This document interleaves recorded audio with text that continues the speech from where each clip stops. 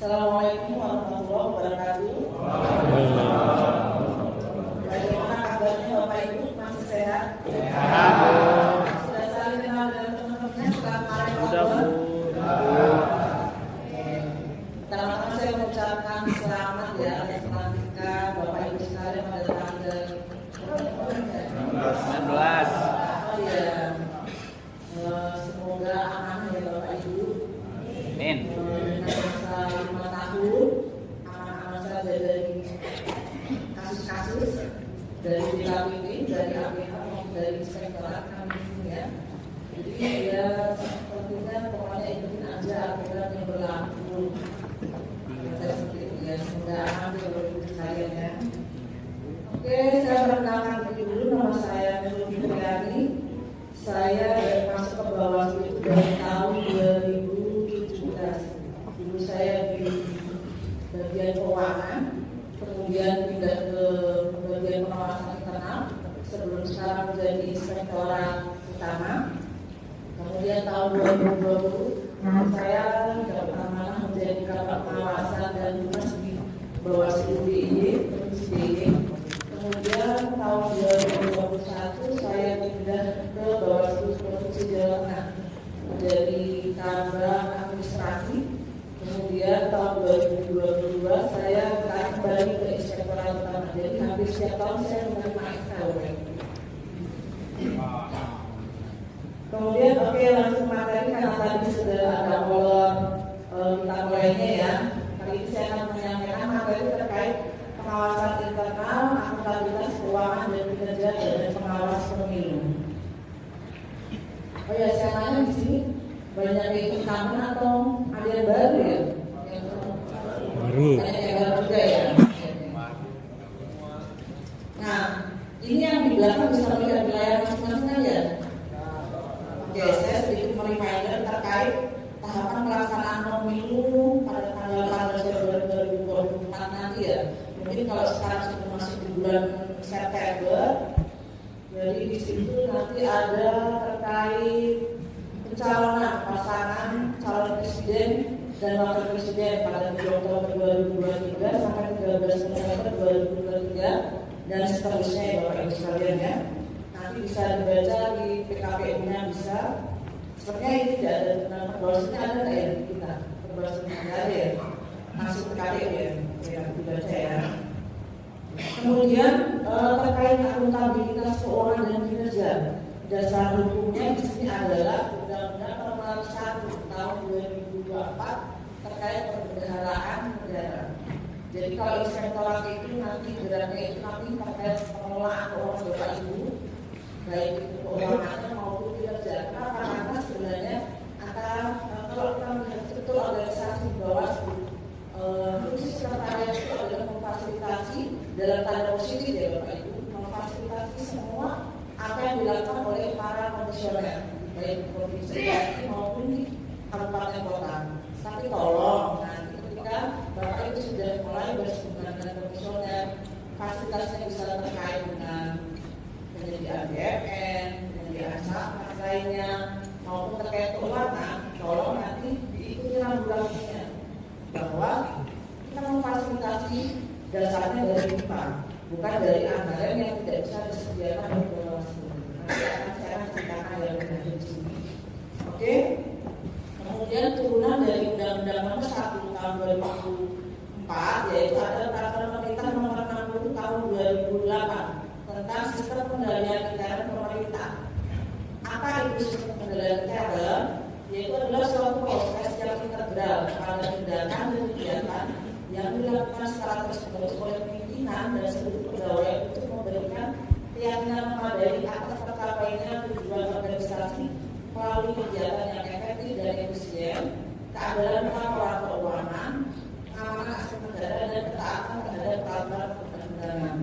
Nah, khususnya di sini ada pasal 47 bahwa pimpinan lembaga kalau di Bawaslu termasuk kategori adalah lembaga ya, Bawaslu departemen bertanggung jawab atas efektivitas penyelenggaraan sistem pengendalian internal di lingkungan masing-masing. Kalau untuk TNI di bawah Pak Banja, kalau untuk provinsi ketua masing-masing, kemudian di kabupaten kota juga ketua masing-masing. Kemudian framework akuntabilitas keuangan negara dalam Undang-Undang Nomor 1, yang pertama itu adalah pusat kebijakan. Jadi sebelum kita merencanakan suatu kegiatan, kita punya visi-misi, kita rencanakan dulu kebijakan kita mau seperti apa. Kemudian kita nanti ada perencanaan. Setelah perencanaan kita mau kegiatan apa saja nih. Nah, untuk mencapai tujuan dalam pelaksanaan kegiatan itu kita pastinya membutuhkan anggaran. Nah, kita rencanakan anggarannya. Kemudian kita akan melaksanakan anggaran itu berupa kegiatan-kegiatan.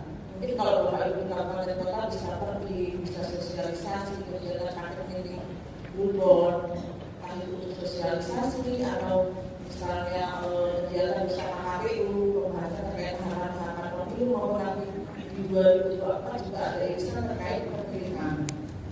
Kemudian penata usahaan ini yaitu ketika Bapak Ibu melakukan misalnya perjalanan dinas. Nah, tolong nanti dilengkapi sekembalinya Bapak dapat perjalanan dinas, SPD sudah ditandatangan, surat tugas, misalnya ada di seperti ini, nanti kita keluar dengan cetak. Kalau ini kan mungkin kita sama Bawaslu ya, tapi Bapak Ibu kan untuk uang harian serta untuk transport ya kita harus sama pemerintah masing-masing. Nah, jangan lupa nanti tiketnya diberikan ke bendahara, pas diberikan ke bendahara sebagai nanti dasarnya bendahara mereka membayarkan hak yang harus mereka terima. Kemudian terkait pelaporan. Nah, untuk pelaporan mungkin kalau di kabupaten kota yang sudah satker, yang upaya sudah terpisah dengan provinsi, mereka berkewajiban nanti membuat yang namanya LAKIP, laporan akuntabilitas kinerja instansi pemerintah. Nah, sedangkan Bawaslu kabupaten kota yang masih mengirim dengan provinsi, mungkin LAKIP-nya yang bikin adalah provinsi. Kemudian monitoring dan evaluasi. Monitoring dan evaluasi ini untuk Bawaslu dilaksanakan oleh Biro Keuangan dan Umum. Kemudian dari sektor juga bisa melakukan monitoring dan evaluasi. Nah, dari proses itu nanti outputnya adalah apa? Yang pertama akuntabilitas keuangan. Akuntabilitas keuangan itu tercermin dari terbitnya laporan keuangan. Laporan keuangan ini nantinya secara berjenjang dari kabupaten diserahkan ke provinsi diserahkan ke RI. Nanti satu laporan keuangan RI ini akan dinilai oleh BPK. Dia nanti akan menentukan opini terhadap laporan keuangan kita itu seperti apa, itu yang dinilai BPK.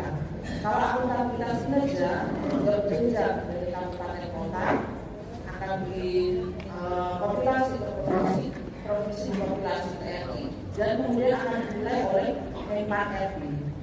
Ya Bapak Ibu ya. Nah, tujuan dari laporan keuangan keuangan kerja ini yaitu untuk mencapainya tujuan lembaga Bawaslu yang tercermin pada indikator-indikatornya. Kemudian dasar hukum terkait pengelolaan keuangan maupun kinerja. Ini banyak banget ya. Mau dibacain satu-satu atau? Oh iya Bapak Ibu kalau misalnya mau ada yang ditanyakan silakan ya. Oke. Mungkin kalau dasar hukum saya akan berbicara sebentar saja ya. Untuk Undang-Undang Nomor 17 terkait keuangan negara, kemudian Nomor 1 terkait perbendaharaan negara, 15/2004 terkait pemeriksaan keuangan dan tanggung jawab keuangan negara, kemudian Undang-Undang Nomor 10 tahun 2016 tentang pemilihan gubernur, bupati dan wali kota, kemudian Undang-Undang Bawaslu ya tentang pemilu, yaitu Undang-Undang Nomor 7 tahun 2013 tentang penetapan Perpu Nomor 1 tahun 2022 tentang perubahan atas Undang-Undang RI Nomor 7 tahun 2017 tentang pemilu. Kemudian PP Nomor 60 tadi sudah saya sebutkan. Kemudian Perpres. Nah, nanti Bapak Ibu kalau misalnya sebenarnya ini masih ada kode etik ya, kode etik terkait para pimpinan baik kabupaten maupun provinsi bahwa boleh kita mengikuti anggaran di sekretariat, tapi tidak boleh terlalu dalam campurnya. Kalau misalnya Bapak Ibu sudah bilang bahwa saya namanya sudah berapa ya, itu silakan. Tapi jangan sampai mempengaruhi bahwa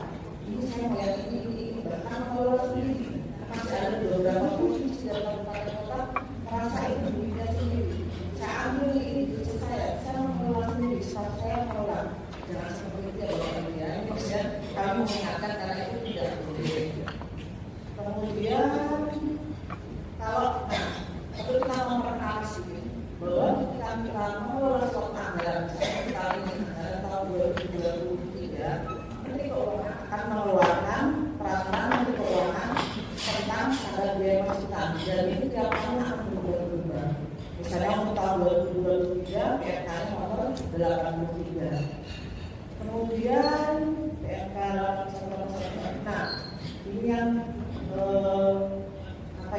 yang agak menjadi perhatian, yaitu terkait surat Menteri Keuangan RI nomor 715 terkait SBML. Nanti di situ Bapak Ibu bisa download ya.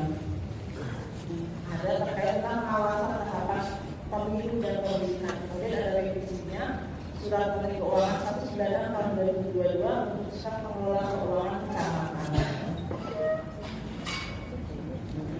Kemudian kalau ini aturan internal kita ya, misalnya terkait SOPK, kemudian standar. Nah, sebentar lagi di bulan Oktober Bapak Ibu mungkin sudah harus mengajukan MPHD yang akan ditandatangani paling cepat di bulan November ya. MPHD terkait pemilihan di 2024 nanti.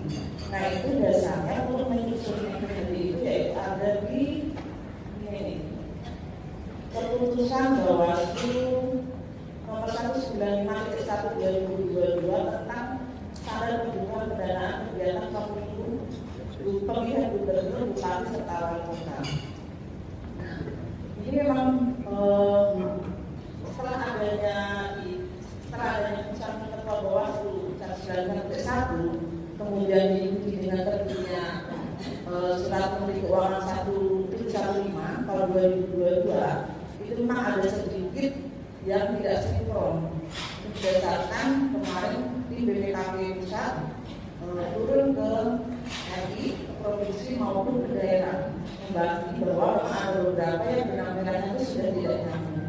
Mungkin Bapak Ibu sudah membaca terkait keputusan Ketua 195/1 bahwa di situ kan nanti akan ada diizinkan untuk merekrut bukan PPNPN tapi pegawai hanya membantu terkait tahapan pemilihan itu sebanyak 5 orang. Nah, 5 orang. Tapi di sini itu kita di dalam SBML 115 belum bisa mengcover sebenarnya honor mereka itu berapa selama tahapannya, apakah diizinkan selama 12 bulan, apakah anggarannya akan honornya akan sebesar pegawai PPNPN yang sudah ada atau sudah sebesar mungkin istilahnya UMK di provinsi masing-masing atau daerah masing-masing. Nah, ini memang rencananya 195/1 ini sekarang sudah dalam proses untuk dirubah, disesuaikan. Jadi mungkin dia akan mungkin nantinya setelah MPHD disetujui, karena saya yakin dari tahun kemarin itu sudah banyak yang mengusulkan MPHD ke daerah masing-masing ya, TPAP. Nah, itu biasanya mereka masih ada 195/1. Mungkin nanti ada nanti terkait perekrutan yang 5 orang pegawai yang akan membantu di dalam masa tahapan pemilihan kepala daerah. Kenapa? Karena di situ kita juga terbantu dengan adanya peraturan pemerintah nomor 11 tahun 2018. Di situ jelas pemerintah itu melarang perekrutan pegawai selain ASN dan P3K. Sedangkan yang akan direkrut 5 orang ini mereka tidak termasuk kategori 2 hal tersebut, yaitu bukan ASN maupun bukan P3K. Jadi mungkin kita tunggu saja, semoga peraturannya revisi ini segera ditandatangani oleh Pak Ketua maupun oleh Presiden. Kemudian yang berikutnya masih sama, kalau terkait perjalanan dinas, mungkin Bapak Ibu bisa baca di bawah sudah ada keputusan Bawaslu nomor 237 tahun 2023 yang terbaru. Kemudian manajemen risiko juga sudah ada. Nah, kemudian peran APIK. Kalau inspektorat itu kami menyebutnya APIK, yaitu aparat pengawasan internal pemerintah. Apa itu APIK? Pengawasan internal dilakukan oleh APIK meliputi BPKP. Kemudian kalau kami di Bawaslu namanya Inspektorat Utama. baik untuk kalau di Bawaslu dulu memang sempat direncanakan bahwa dinas provinsi itu akan ada setidaknya 1 orang aktif, tapi pada kenyataannya tidak disetujui oleh Menpan dan sampai sekarang sekolah hanya berada di level Bawaslu RI. Nah, kemudian untuk struktur organisasi aktif, kami memperkenalkan diri bahwa ini berdasarkan Bawaslu 1 tahun 2021 yang tentang SPK, bahwa inspektorat utama itu berada langsung di bawah Sekjen Bawaslu. Adapun struktur organisasi inspektorat utama itu di bawah inspektorat utama ini kalau dengan eselon 1B ada 3 inspektorat wilayah, yaitu inspektorat wilayah 1, wilayah 2, wilayah 3, kemudian di bawah inspektorat utama pun ada 1 eselon 3 yaitu bagian tata usaha. Kemudian di masing-masing inspektorat wilayah itu menggawangi kelompok kerja jabatan fungsional auditor.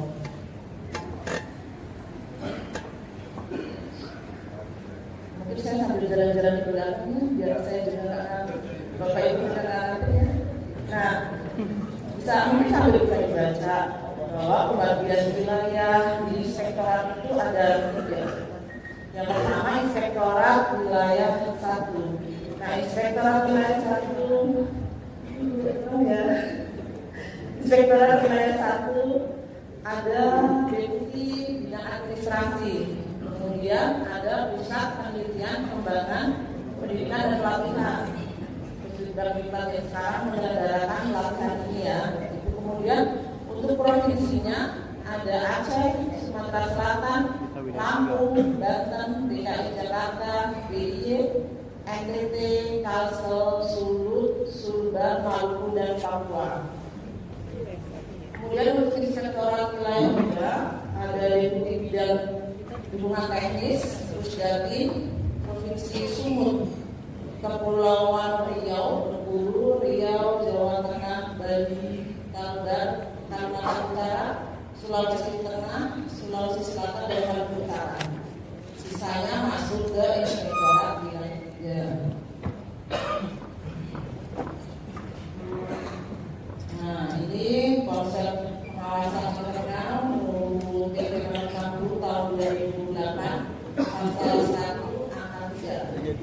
Yang dimaksud kegiatan yang dimaksud pengawasan internal adalah seluruh proses kegiatan audit, review, evaluasi, pemantauan dan kegiatan pengawasan lain terhadap penyelenggaraan tugas dan fungsi organisasi dalam rangka memberikan keyakinan yang memadai bahwa kegiatan telah dilaksanakan sesuai dengan tolak ukur yang telah ditetapkan secara efektif dan efisien untuk kepentingan pimpinan dalam mewujudkan tata pemerintahan yang baik. Nah, ini apa ya, cuma izin peninjauan dari PP 60 tahun 2008.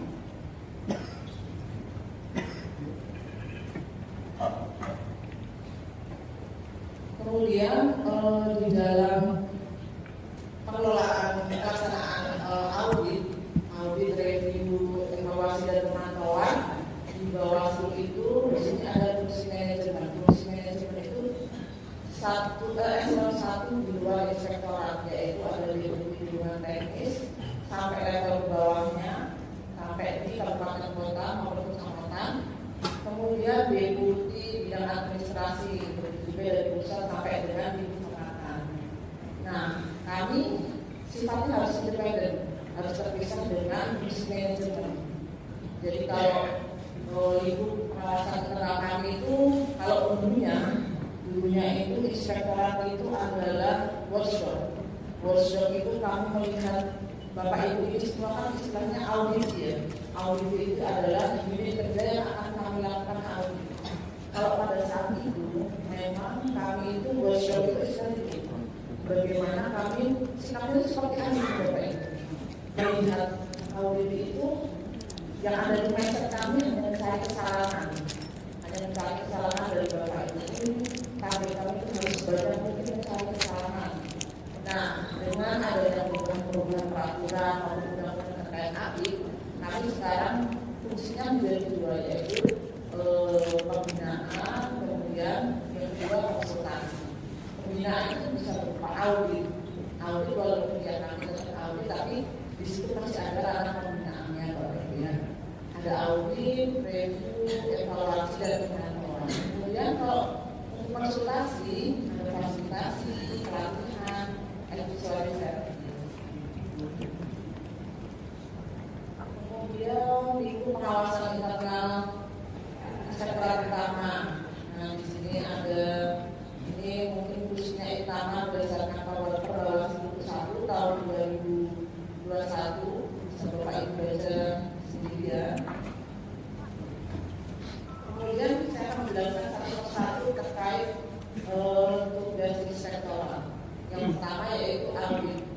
Audit adalah proses identifikasi masalah, analisis dan evaluasi yang dilakukan secara independen, objektif dan profesional berdasarkan standar audit untuk menilai kebenaran, kecermatan, efektivitas, efisiensi dan keadilan informasi pelaksanaan tugas dan fungsi instansi pemerintah. Audit ini dibedakan menjadi 3, yaitu audit operasional. Kalau audit operasional ini ya terkait pengelolaan keuangan secara umum. Terus kemudian audit kinerja. Nah, audit kinerja nanti Bapak Ibu ini dari RI sampai ke level kabupaten kota di awal tahun, khususnya bagi para ketua ya, akan melakukan semacam perjanjian untuk melakukan kinerja selama setahun. Jadi misalnya untuk di kabupaten kota, ketua akan melakukan perjanjian kinerja yang akan ditandatangani oleh ketua di kabupaten kota beserta ketua di provinsi. Nah, ini nanti kami akan menilai apakah hal yang diperjanjikan dalam perjanjian kinerja ketua ini sudah dilaksanakan sesuai dengan prinsip 3E, efektif, efisien maupun ekonomis. Nah, berikutnya audit dengan tujuan tertentu. Ini yang saya perlu menggarisbawahi ya Bapak Ibu. Jadi kami itu di inspektorat bisa mendapatkan penugasan langsung dari Pak Ketua Bawaslu RI maupun Pak Sekjen jikalau ada hal-hal yang perlu menjadi perhatian dari para pimpinan Bawaslu RI. Misalnya ada aduan masyarakat, ada aduan terkait dari DKPP yang ternyata itu memang harus kita selesaikan secara internal, kami akan turun. Nah, kami ketika penugasan turun itu namanya audit dengan tujuan tertentu. Biasanya kalau audit dengan tujuan tertentu, tingkat urgensinya itu agak lebih tinggi dibanding 2 audit yang lainnya.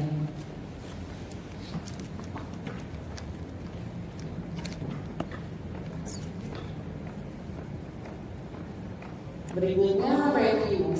Review merupakan penelaahan ulang bukti-bukti suatu kegiatan yang memberikan keyakinan terbatas bahwa kegiatan tersebut telah dilaksanakan sesuai dengan ketentuan standar rencana atau norma yang telah ditetapkan.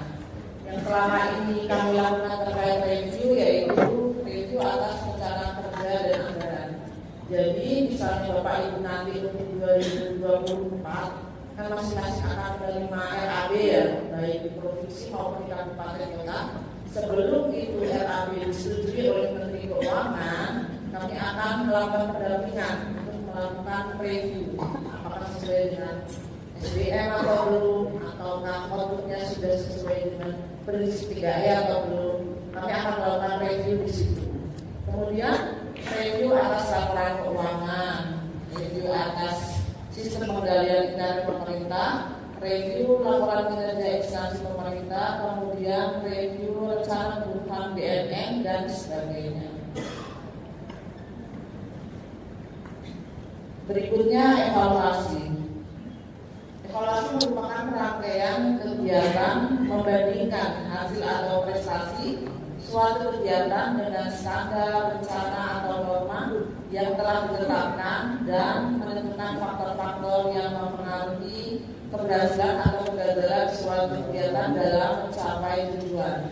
Contoh evaluasi yang pernah dilaksanakan di Bawaslu yaitu evaluasi terkait kebijakan, evaluasi sakit, evaluasi penyelenggaraan RW, evaluasi penerapan manajemen risiko dan sebagainya.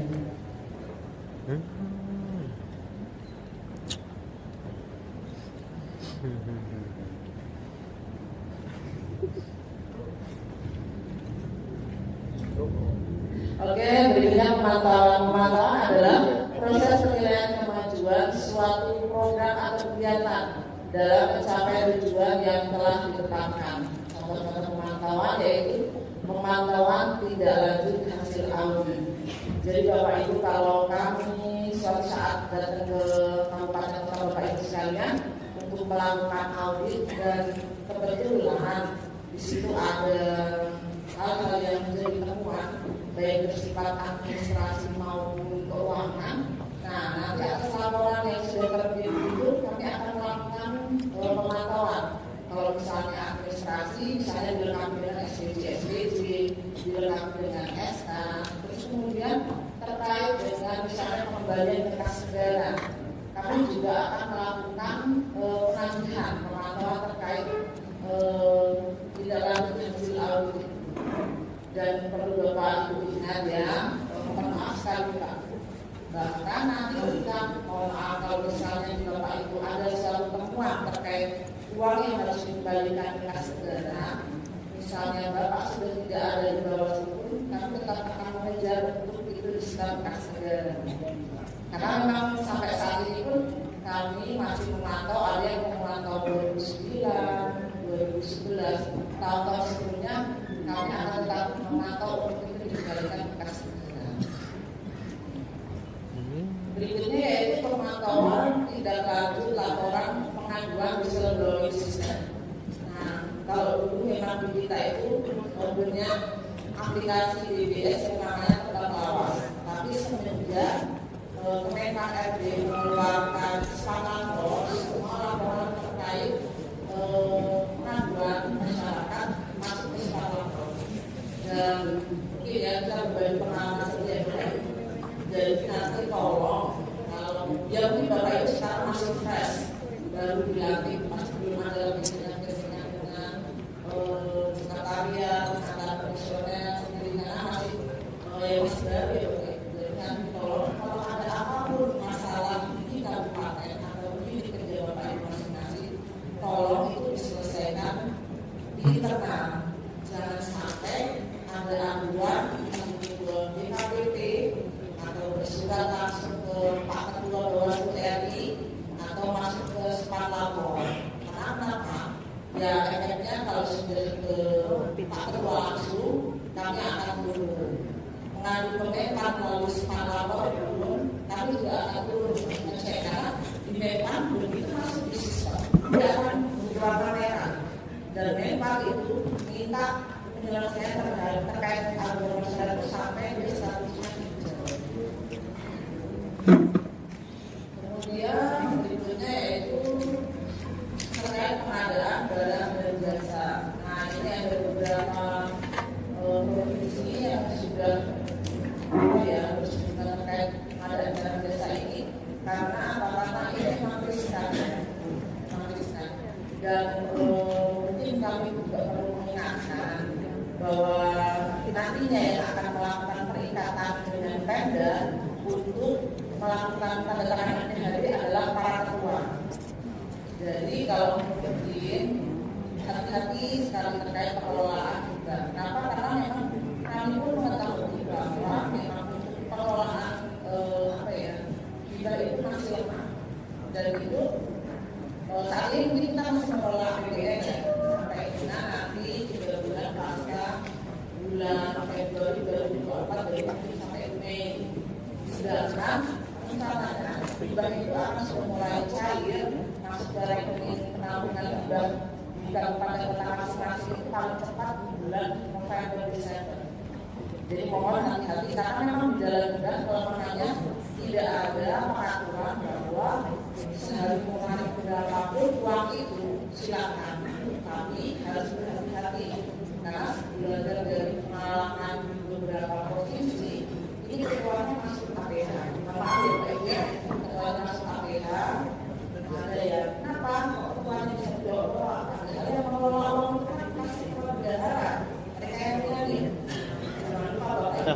Ini kan yang melakukan satu itu per satu berapa dana?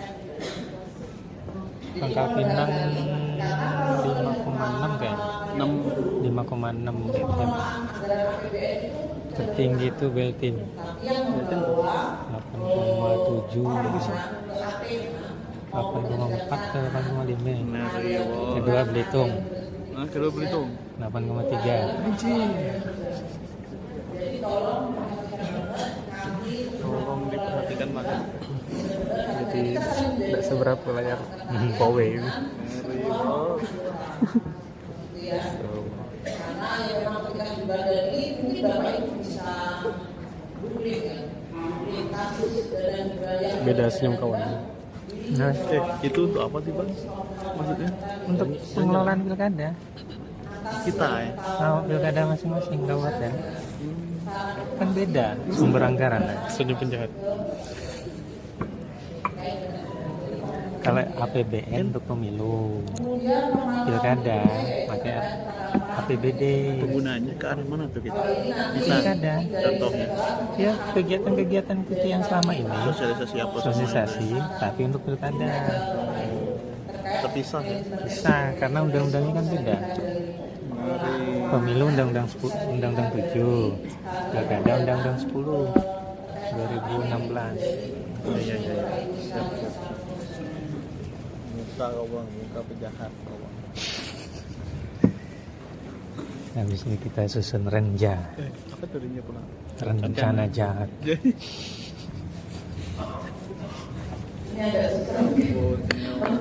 berikutnya yaitu konsultasi dan pengawasan lainnya. Konsultasi yaitu dalam berdasarkan Izin berguru. dalam membantu manajemen, namun anggota bersifat menghindari peran sebagai pengambil keputusan.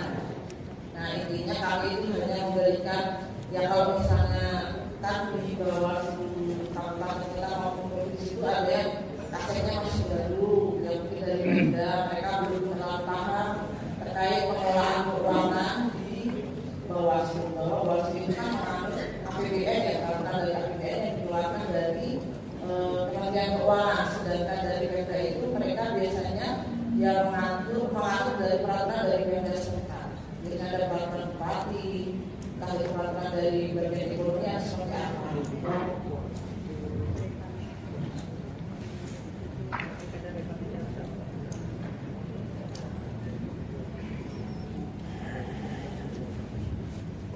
Mas mungkin bisa dibantu nextnya. Ya oke. Nah tadi di depan saya sudah menjelaskan bahwa terkait akuntabilitas keuangan, akuntabilitas ada dua yaitu akuntabilitas keuangan dan akuntabilitas Kinerja. Nah akuntabilitas keuangan ini yang menilai adalah BPKRI. BPKRI ini melakukan penilaian terhadap laporan keuangan yang biasanya akan dinilai pada awal tahun berikutnya.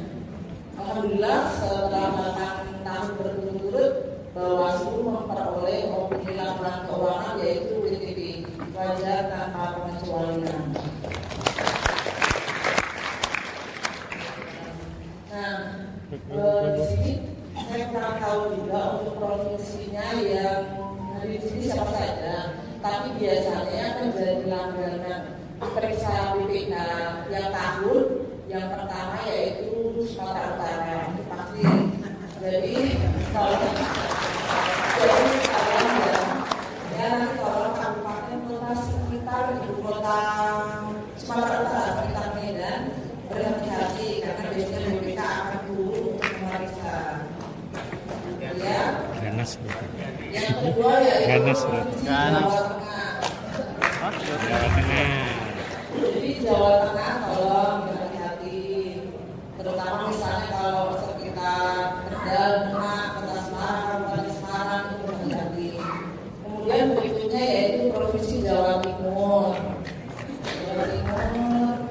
Terus kemudian berikutnya adalah Jawa Barat. Jawa Barat juga berhati-hati. Kemudian yang berikutnya yaitu Sulawesi Selatan. Ya, kalau Papua biasanya BPK itu takut malaria, Bu. Jadi kami yang turun ke daerah. Kami akan turun ya. Mereka takut malaria, Pak. Biasanya kalau misalnya Papua menjadi saya mau ini sebentar yang akan turun. Karena kalau mereka mindsetnya masih takut malaria, karena dulu sebenarnya sekarang. Oke, tapi provinsi lain tetap berhati-hati karena biasanya BPK itu akan meminta semua misalnya peningkatan perjalanan dinas atau apapun dari seluruh kabupaten kota maupun provinsi se-Indonesia ya. Next, ini kita yang sebelumnya dulu. Nah, kita belajar dari hasil temuan pemeriksaan BPK tahun 2018 sampai 2021. Yang pertama yaitu terkait pengelolaan kas lainnya dari setara kas tidak tertib. Statusnya merupakan temuan berulang. Temuan berulang itu apa? Artinya setiap tahun BPK datang temuan itu pasti ada. Jadi nggak apa-apa itu kalau ada kita semua provinsi. Kemudian yang berikutnya yaitu pemotongan, penyetoran dan pelaporan pajak pada kendaraan pengeluaran belum tertib. Ini temuan tidak berulang karena terjadi pada tahun 2021. Karena memang pada tahun 2021 itu hampir seluruh Indonesia itu terjadi temuan pajak. Karena rupanya kami juga loh, saat sudah pada menyetor pajak, sudah mengeluarkan pajak, kok masih ada temuan ini? Rupanya BPK dikasih akses dari Dirjen Pajak untuk membuka semua akun pajak di Bawaslu. Makanya semua itu kan akhirnya jadi membludak temuan terkait pajak pada tahun 2021. Kemudian berikutnya yaitu pembayaran realisasi belanja tidak sesuai ketentuan bukti pertanggungjawaban belanja tidak memadai. Ini merupakan temuan berulang. Biasanya kalau misalnya ada kegiatan paket meeting seperti ini harus apa saja yang dilengkapi. Nah itu bendahara maupun pengelola keuangan negara itu karena punya tentang ini suka lupa menyertakan bukti-buktinya. Itu juga misalnya kalau ibu komisioner melakukan perjalanan dinas, nah kadang karena irisan baru pulang pergi lagi tadi pas pulang tadi Lupa. kalau yang tadi itu kemudian yang berikutnya kekurangan volume pada paket pekerjaan belanja modal. Ini status semuanya tidak berulang namun terjadi di 2021. Oke, next.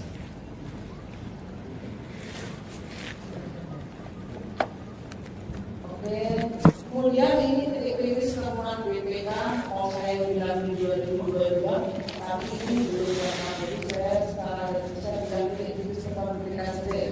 Yang pertama, terdapat selisih kas lainnya dan setara kas.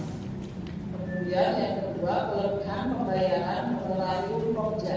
Kemudian dokumen pertanggungjawaban belanja tidak memadai. Next. Nah, yang pertama terdapat selisih kas lainnya dan setara kas. Kondisinya seperti ini Bapak Ibu.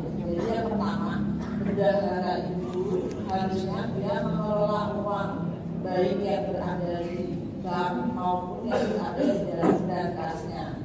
Namun sayangnya tidak semua bendahara itu menyimpan uang tunainya itu disimpan di berangkas. Ada banyak pertimbangan sebenarnya. Ada yang karena pertemuannya ada berangkas, jadi mereka menyimpan di laci. Ada juga yang faktor keamanan. Jadi ini saya sedikit bercerita ya. Saya pernah melakukan. Jadi kalau kami para auditor turun ke daerah, yang pertama kami periksa adalah kondisi uang yang berada di dalam bendahara. Saya suatu saat pernah memeriksa bendahara Papua, salah satu kabupaten itu. Di sana, saya mendatangi daerahnya, katanya nggak bisa, tidak aman, karena di sana biasa ya Pak ya. Jadi akhirnya saya memeriksa lah bapak bendahara ini di hotel. Rupanya bapak ini bawa berbiliar-biliar pakai ransel Pak. Jadi akhirnya yang kami periksa di situ. Dan memang setelah kami pulang pun pada akhirnya kantornya itu diperketat harus rata dengan tanah. Biasanya kalau pilkada kan kalau di Papua agak rawan ya Pak itu. Nah itu seperti itu. Jadi memang ya kami pun tidak bisa menyalahkan sepenuhnya atas yang dilakukan bendahara, karena emang itu mungkin bendahara merasa lebih aman bahwa dia membawanya itu kemana-mana. Padahal kenapa kami melarang bendahara berbawa kemana-mana? Karena ketika bendahara melakukan itu, terus uang itu hilang, itu menjadi tanggung jawab bendahara sepenuhnya. Karena yang benar itu bendahara menyimpan uang di dalam berangkas berada di kantor. Karena kalau misalnya ada di kantor, bukan hanya bendahara saja yang disalahkan, tapi nanti kami akan lebih rinci melihat prosedurnya seperti apa. Kemudian ini ada berangkas tidak dalam penguasaan dan pengelolaan bendahara. Biasanya hal ini terjadi ketika kalau di Kabupaten Kota itu kan aset maupun bendahara itu suka ditarik lagi sama Pemda. Nah, kadang bendahara sudah ditarik ke Pemda, tapi dia tidak memberikan kunci berangkas itu ke bendahara baru. Biasanya banyak kejadian seperti ini. Kemudian di dalam aturan keuangan kita harus memastikan bahwa setiap sore hari itu tidak boleh uang di berangkas bendahara itu lebih dari 50 juta. Nah, makanya kenapa walaupun secara tidak langsung di dalam hibah itu diizinkan mengambil seberapapun, tapi perlu diingat bahwa maksimal di dalam sore hari tidak boleh lebih dari 50 juta. Kemudian terdapat pengeluaran atau pembayaran yang belum diberikan pada BKU. Nah ini biasanya misalnya kalau sekarang kan ada pembayaran kecamatan, tapi sekarang sudah transfer ya, sudah transfer. Itu kadang bendahara itu sudah memberikan uang kecamatan, tapi dia lupa menunjukkan di dalam aplikasi sakti bahwa terkait pengelolaan keuangan itu semua harus tercatat di dalam aplikasi sakti secara real time. Kemudian berikutnya terdapat pajak yang belum dipungut dan belum disetorkan serta belum diberikan pada BKU. Seperti yang saya ceritakan tadi ya, bahwa BPKU menunjukkan seperti apa bisa mendetek. Jadi sebenarnya uang pajak itu sudah dipungut, tapi belum disetor. Kenapa kalau belum disetor? Biasanya bagi kabupaten yang masih tergantung dengan provinsi, provinsi itu kan tidak sewaktu-waktu memberikan uang ya. Mereka ada modelnya LS, BU, TUT maupun UT. Nah biasanya sama bendahara, uang pajak ini akan diputar dulu. Misalnya Bapak Ibu pimpinan mau perjalanan dinas untuk uang muka dipakai untuk itu. Nah saking banyaknya kasih permukaan, bendahara lupa bahwa itu sebenarnya uang pajak yang harus disetorkan ke kantor pajak. Biasanya seperti itu. Kemudian yang berikutnya terdapat pemalsuan rekening koran dan BPKU. Nah ini memang pada tahun 2021 ini terjadi di 2 kabupaten kota. Ini secara tidak sengaja ditemukan oleh BPK dan sampai sekarang masih berjalan di kejaksaan. Sebenarnya gini, kita itu kan sekarang semua serba ada sistem. Misalnya mau uang pakai BNI, BPD, BRI, semua misalnya pakai SMS. Jadi pakai aplikasi itu diklik, tinggal ditransfer manapun. Nah, ada pemalsuan rekening koran dan BKU ini, rupanya si bendahara ini nakal. Jadi dia memasukkan ketangkap dengan BPK. Sekarang orangnya hilang, kasetnya yang kena. Ini ada di 2 kabupaten kota untuk 2021. Jadi memang ya plus minus Pak, plus minus ketika seseorang menduduki suatu jabatan terlalu lama, itu mereka akan semakin pintar dalam tanda petik ya, apalagi mengelola duit ya. Jadi mungkin kita bisa saling mengawasi, tapi jangan terlalu intervensi terlalu dalam lagi. Karena kayak gitu. Kalau saya mengamati, saya pernah ke daerah, Ya memang kalau komisioner apa adanya sih, paling hanya minta fasilitasi untuk perjalanan dinas. Tapi yang terluka dan waspada itu sekretariat. Tapi tidak semua sekretariat juga seperti itu, jadi jangan skeptis juga ya. Kemudian yang berikutnya terdapat pengeluaran yang telah dicatat dalam BKU namun belum dibayarkan. Nah, ini kadang yang bikin adanya selisitas. Misalnya sudah dicatat nih pembayaran untuk kecamatan, tapi rupanya uang itu masih berdahara belum dibayarkan. Oke, kemudian terkait penyimpanan kas.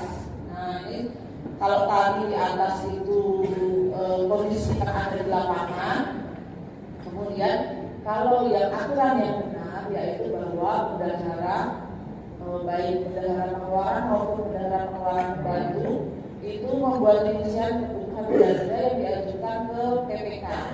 Kemudian PPK itu akan melakukan verifikasi. Kalau dia setuju, dia akan mengeluarkan cek maupun menyetujui rincian kebutuhan belanja. Kemudian bendahara akan melakukan penarikan uang ke bank melalui cek. Kemudian atas uang itu sebaiknya disimpan di brankas atau dilangkap untuk melakukan pembayaran sesuai dengan belanja yang diajukan oleh bendahara kepada PPK.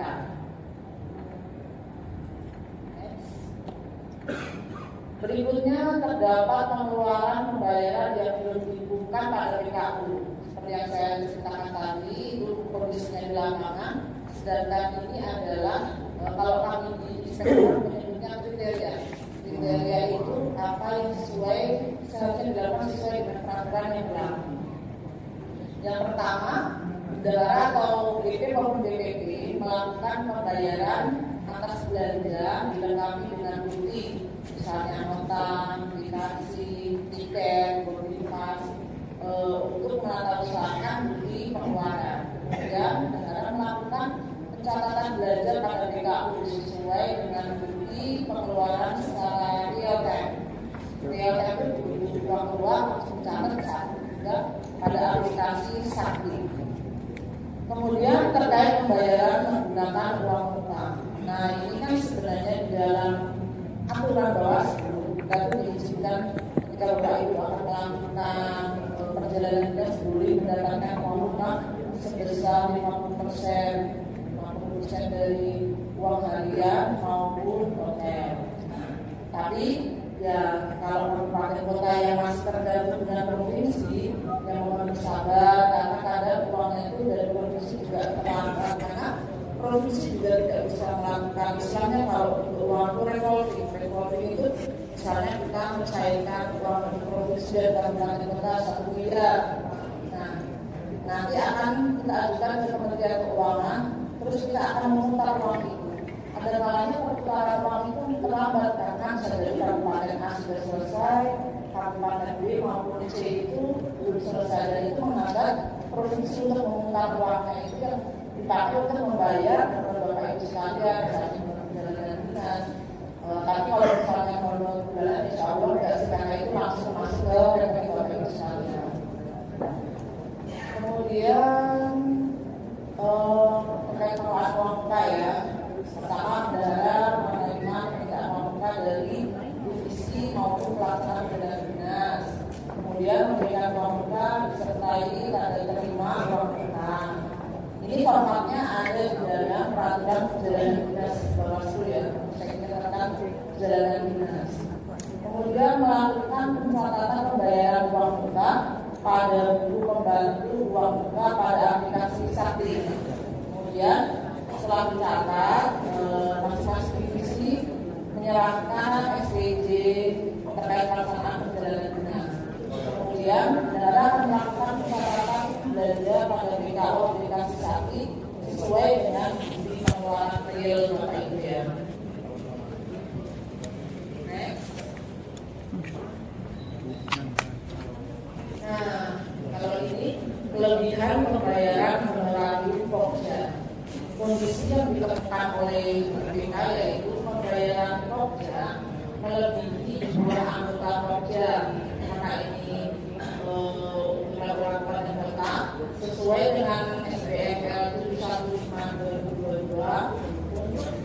internal Bawaslu hanya diizinkan 10 orang saja dalam Pokja. Internal Bawaslu ya. Jadi kalau lebih dari itu tidak diizinkan. Kemudian pembayaran kepada peserta Pokja yang lebih dari 5 Pokja atas keikutsertaan dalam beberapa Pokja.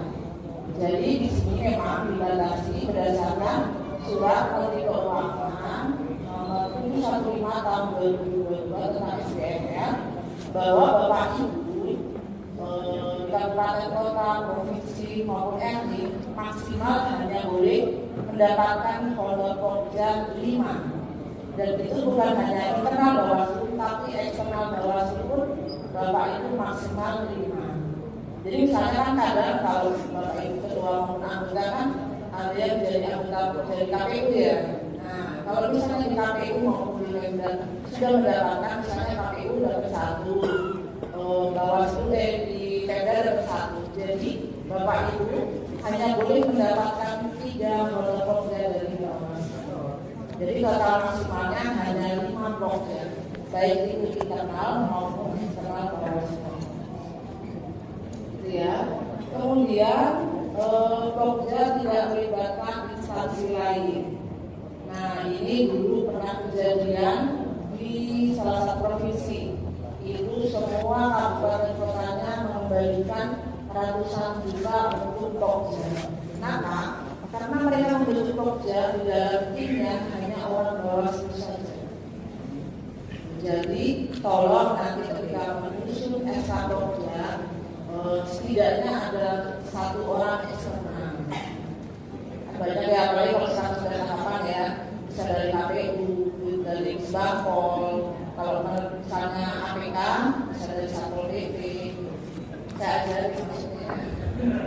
Maksudnya biar kan kita itu sebenarnya kayak enak juga ya, kalau misalnya Pokja ini kan besar ya, besar gitu. Kalau sudah masuk kantong itu kan sangat susah untuk dikeluarkan lagi gitu ya. Jadi kalau Pokja yang tidak itu ya harus diingat ya, harus ada dari luar Bawaslu.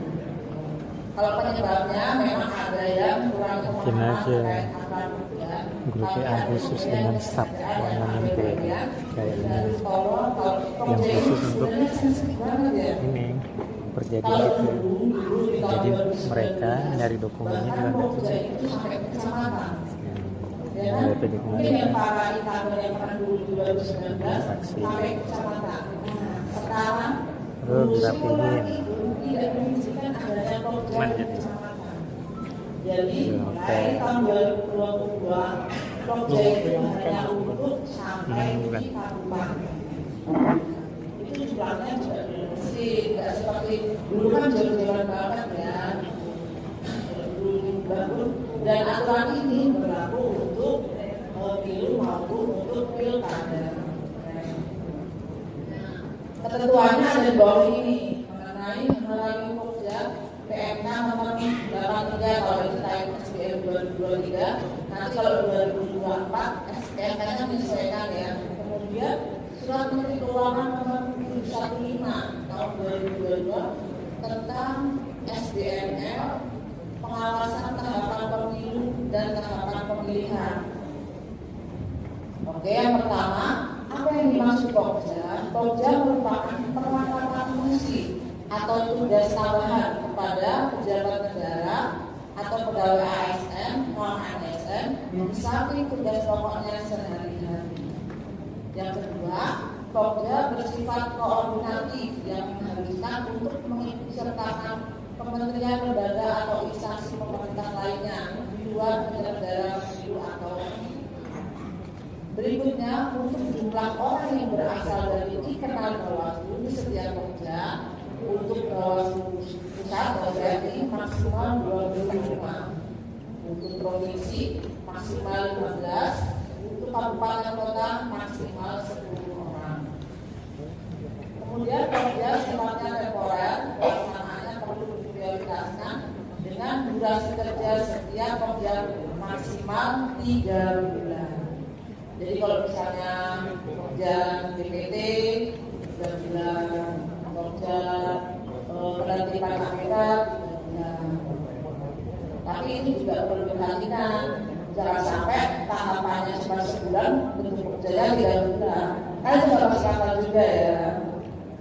Gitu. Terus kemudian jumlah pekerja yang dibentuk yaitu maksimal 5 pekerja dari seluruh jumlah tahapan pemilu pemilihan.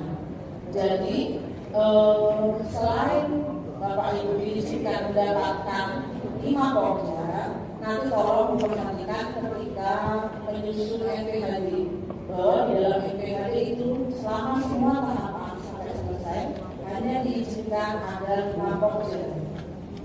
Jadi nanti Bapak Ibu bisa memilah mana yang sebenarnya itu butuh pekerja dan mana yang sudah merupakan tugas sehari-hari dari Bapak Ibu sekalian. Karena kenapa? Kita perlu hati-hati. BPK ketika dia sudah masuk ke kita Bawaslu menemukan suatu temuan di Pokja, tahun berikutnya pasti akan dicek lagi. Ini masih dilakukan atau sudah diperbaiki. Mau bertanya Pak? Oh ya silakan. Oke.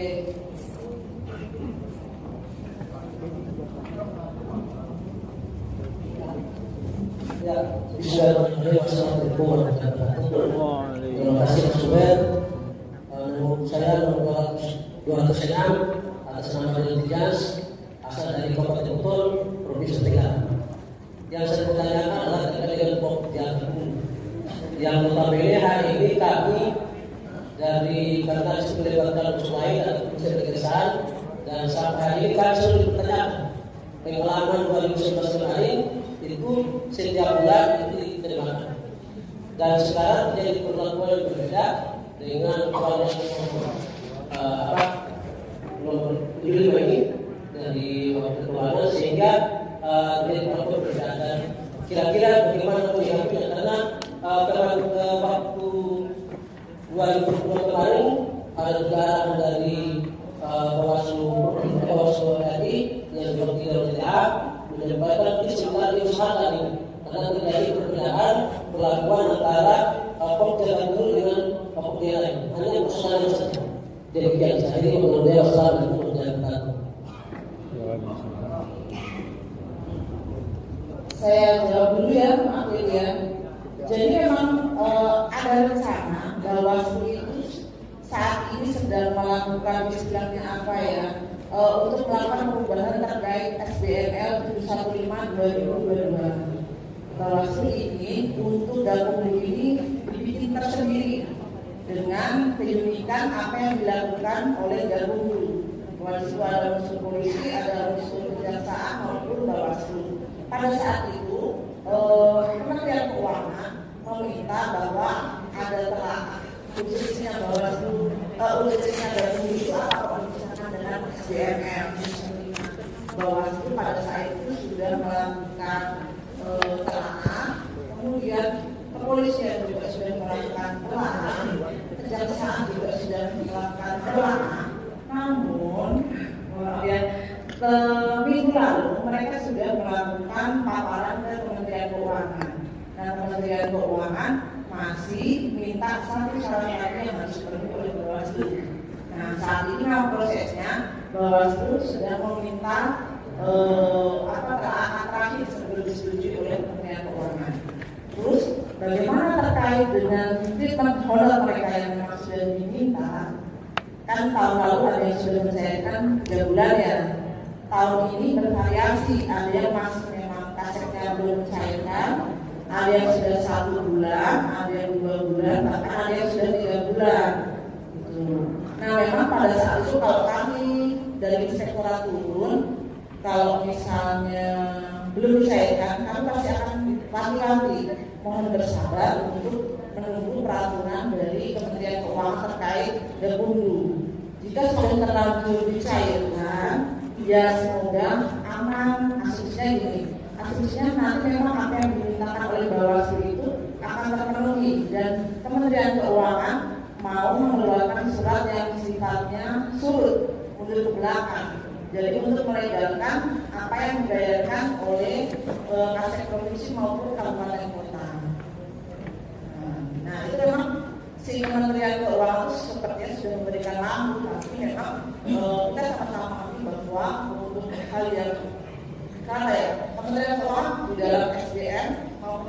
sudah membatasi terkait Pokja jumlahnya sekian, waktunya durasinya maksimal 3 bulan. Kalau 25 sebenarnya kalau dari segi jumlah yang 5 Pokja tidak masalah, tapi dia masalahnya ketika melebihi 3 bulan.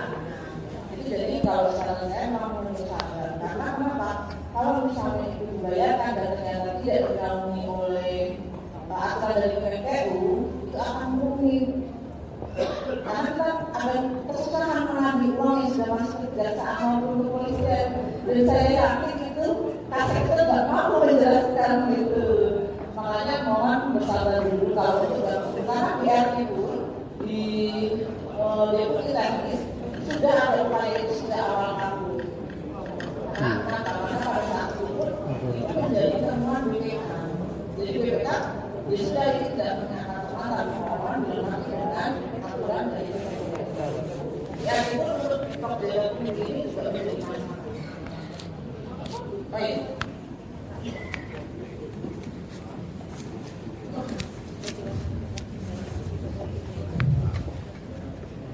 Iya, terima kasih dulu sebagai narasumber pada siang hari ini. Yang menarik apa yang disampaikan oleh Ibu terkait dengan materi akuntabilitas keuangan dan kinerja hubungan pada pengawas keuangan umum. Ya, saya berangkat dari Undang-Undang 1/2004 terkait dengan akuntabilitas keuangan undang-undang SPIP dan penerapan MR. Oh ya. Nama saya Seni Mariki Petalo dari Provinsi Sulawesi Tengah, Kabupaten Sigi, nomor 229 Panitia. Siapa tahu masuk nominasi.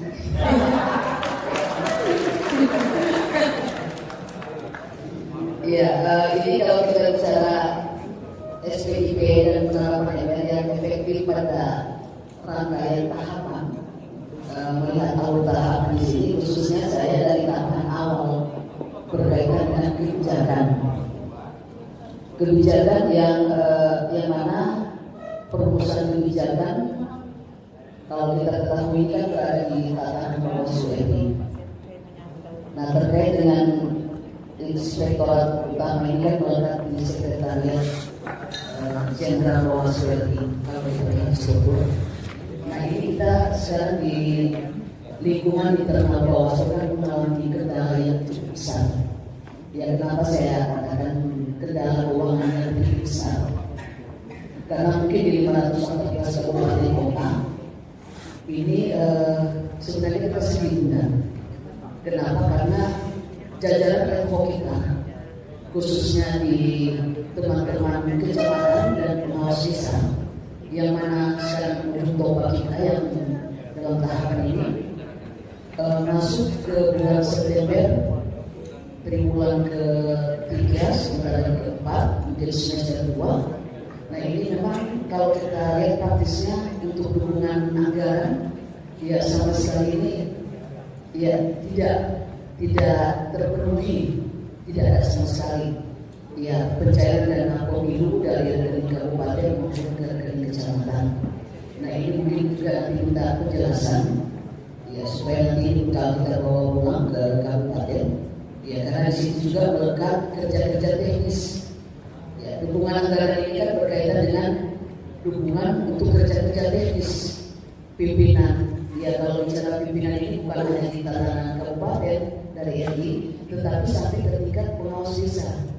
Yang mana undang-undang itu juga menyebutkan mereka adalah pimpinan, karena mereka adalah pengawas yang ada di tingkat kecamatan dan desa.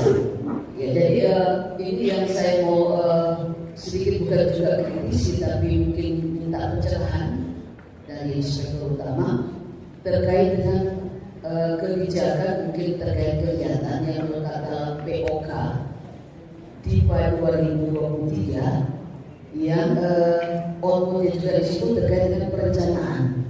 Nah, ini kan kalau bilang perencanaan keuangan ini harusnya kan bukan juga dibilang RI harus merencanakan secara matang. Ya, ketika kita keteteran di bulan ke-7 untuk penganggaran, nah ini sangat krusial di sini. Karena 3 bulan ke depan, September, Oktober, November, Desember, 3 bulan ke depan ini tahapan begitu krusial yang dihadapi oleh kita pengawas. Nah, ini di sini kan rawan ini.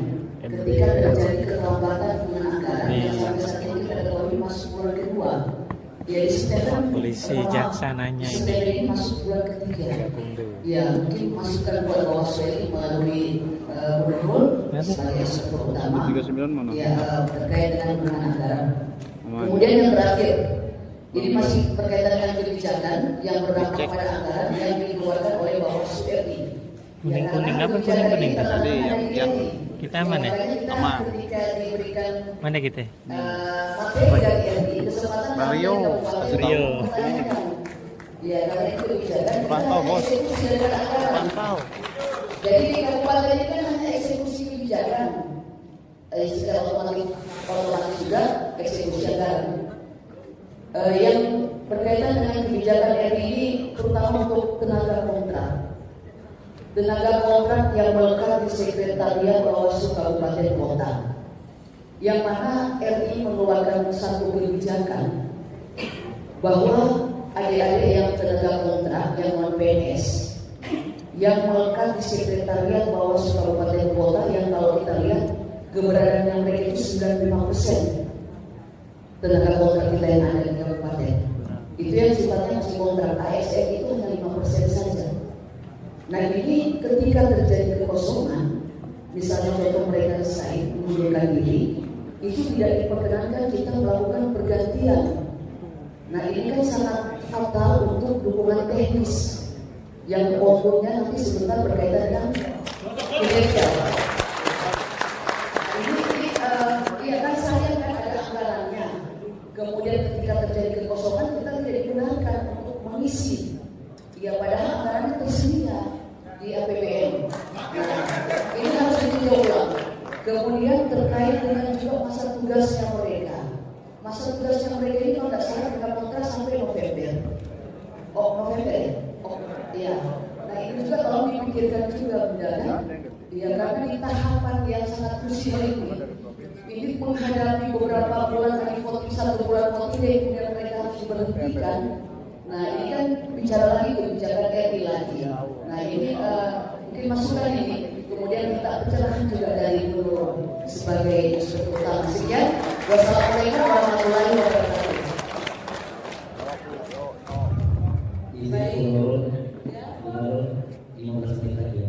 Oh iya, oke.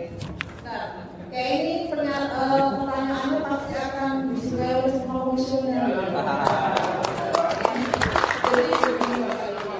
Memang beberapa waktu terakhir kan kami juga melakukan pengawasan ke kabupaten kota maupun provinsi. Memang pada saat ini anggaran untuk kecamatan kalau posisi di masing-masing provinsi baru sampai bulan 6, dan itu bukan hanya di Sulawesi Selatan saja, di semua seluruh Indonesia. Kendalanya kenapa? Pada saat itu ini saya beri orientasi, walaupun ini sebenarnya ranahnya Biro Perencanaan dan Organisasi ya, harusnya memang mereka juga hadir di sini. Nah, tapi kami selaku aktif biasanya ketika anggaran mau diajukan ke Kementerian Keuangan, kami akan melakukan pendampingan berupa review.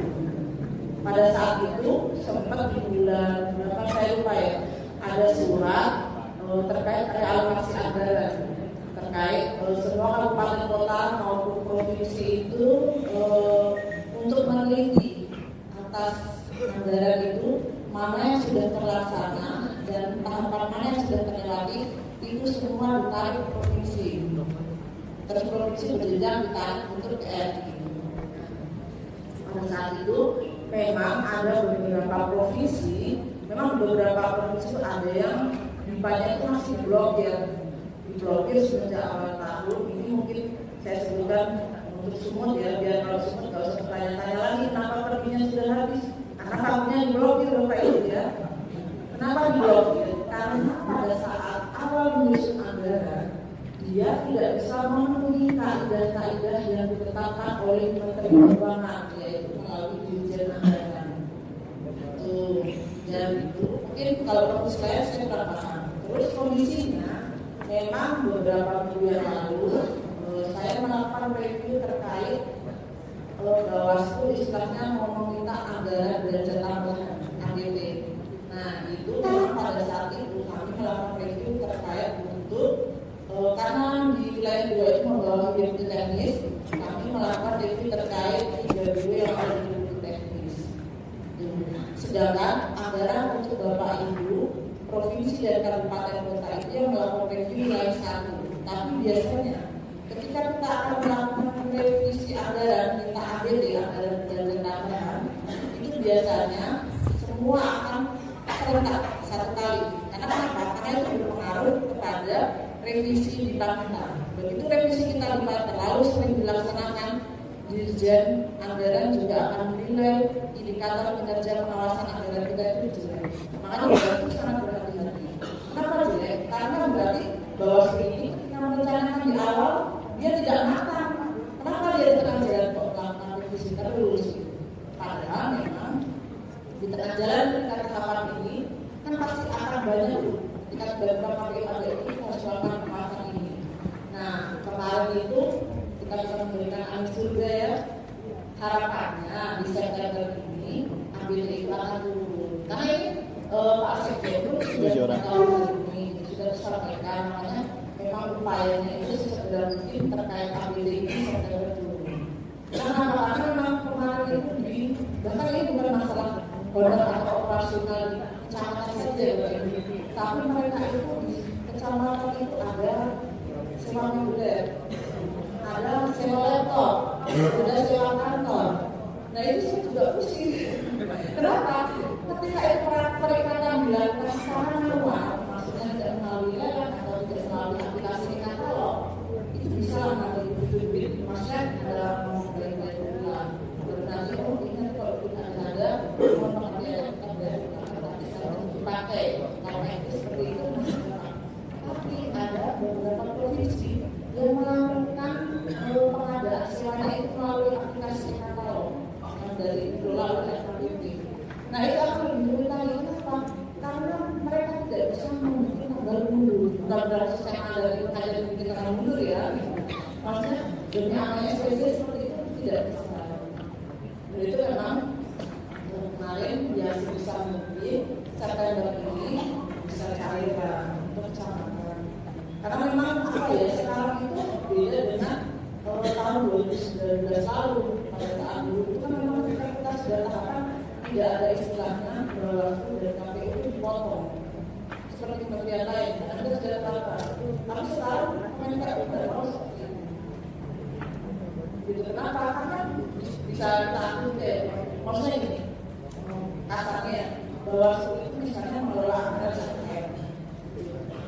Orang Kementerian Keuangan sudah tahu harusnya bulan 3, bulan 6, bulan 9 sekarang baru 9%. Nah pada kenyataannya kita minta uang lebih, tapi sekarang kita masih kecil. Itu juga jadi diri kita sendiri. Nah itu terus bagian ini yang terkait anggaran ya mungkin bisa disampaikan seperti itu prosesnya masih kalau pengajuan misalnya sudah semua masalah sekarang itu di BCA biasanya itu sekitar 2 bulan terbitnya baru. Kemudian yang berikutnya terkait PPNPM. Nah saya bercerita sedikit pada tahun 2020 dulu kan kalau PPNPM setiap akhir tahun kan ada evaluasi terus dilakukan pemperpanjangan atau diisi ulang yang lain. Jahat tahunan. Rencana jahat tahunan. Surat pertama menyatakan bahwa atas PPNPM yang tidak lolos ketika dilakukan evaluasi berbeda dari tiap kali tahun 2020. Kemudian Sekjen mengeluarkan surat baru yang bunyinya bahwa atas PPNPM yang tidak sesuai dengan evaluasi tidak boleh dibandingkan dengan orang baru. Kenapa? Karena pada saat itu Bawaslu disemprit sama ASN. Kenapa? Karena pemerintah sudah mengeluarkan peraturan pemerintah nomor 49 tahun 2018. Di situ jelas dilarang bahwa untuk melakukan rekrutmen ulang setelah pegawai itu hanya ada ASN atau P3 dan P3 yang prosesnya melalui PKM. Jadi memang untuk PPNPM ini ya apa ya? Saya tidak tahu ini seperti apa. Bahkan ketika di Pak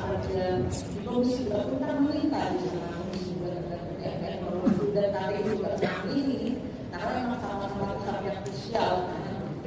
Nah memang kemarin itu kan kita untuk P3K kita mendapatkan formasi 1965 dan itu menjadi kendala di daerah. Kenapa? Karena sebagian besar sarjananya tidak ilmiah dengan apa yang ada di P3K.